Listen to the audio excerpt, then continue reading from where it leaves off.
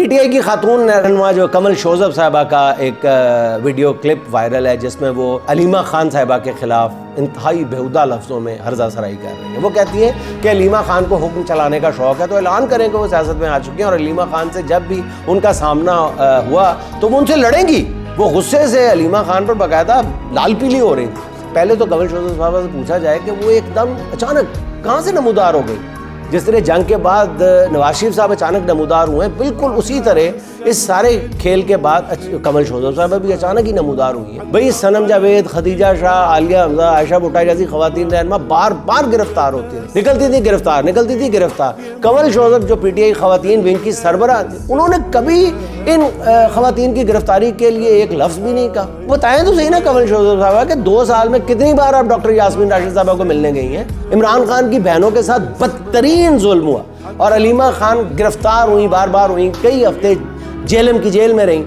کمل شوذب صاحبہ آپ بتائیں ایمانداری سے کتنی بار ان سے آپ ملنے گئی. ناظرین, میں نے پہلے بھی آپ کو عرض کیا تھا کہ اس وقت حکومت کا ٹارگٹ جو ہے وہ علیمہ خان کی ہو.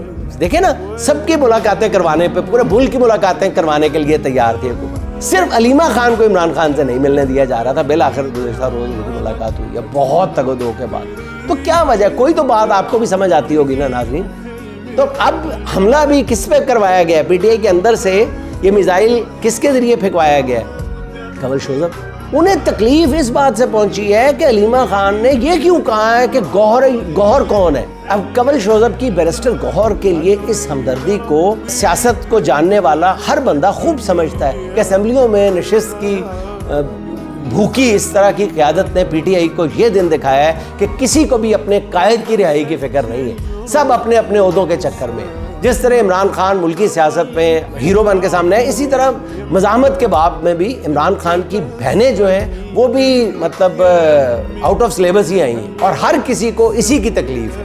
وہ بیچاری سڑکوں پہ رول رہی ہیں, کبھی تھڑیوں پہ بیٹھی ہیں, کبھی کسی چیز پہ بیٹھی ہیں, چلچلاتی دھوپ میں بھوکی پیاسی بیٹھی ہوتی ہیں. آپ کسی ایک دن میں نظر آئی ہیں کمل شوذب صاحبہ؟ خدا کے لیے تھوڑا سا خیال کرے, ورنہ اگر آپ نے یہ داستان تھوڑی سی اور بڑھائی نا, میرا خیال ہے کہ بہت گند اچھلے گا آپ پر, بہت گند اچھلے گا. میرا خیال ہے آپ کو احتیاط برتنی چاہیے. خاتون ہوتے ہوئے آپ کو مزید احتیاط سے کام لینا